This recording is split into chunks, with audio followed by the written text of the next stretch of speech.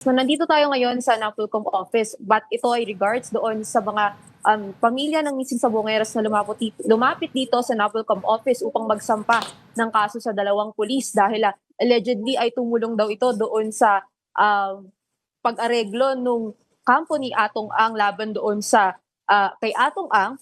At ang ng kwento ng mga complainant kanina, no, sa kanilang lugar daw kasi ay ongoing pa yung mga hearing at habang tumatagal yung hearing, ay kumukonti daw yung mga pamilya na dumadalo dito sa mga hearing dito sa Santa Cruz, Laguna, no, ang kwento ng isang complainant. From 19 families, 3 na lang daw silang dumadalo. At nung nag-iimbestiga sila at nalaman nila na ito daw palang mga pamilya na hindi dumadalo sa hearing ay nirecruit ng abogado or legal counsel ni Atong Ang na si Attorney Caroline Cruz upang sila ay i-recruit at bigyan ng offer.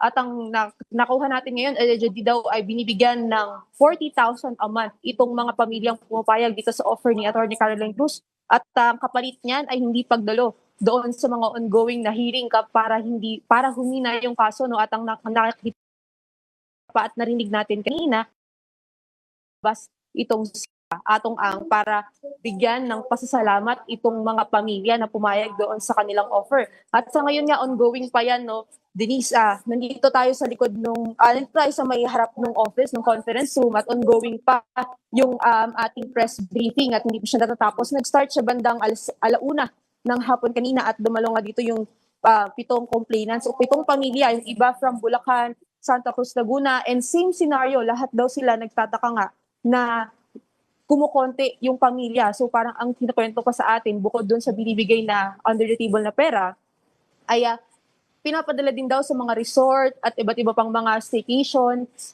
May mga ganun pa tayong naririnig, no? So hindi lang pera yung ino-offer daw nitong Attorney Caroline Cruz sa mga pamilya na inoferan.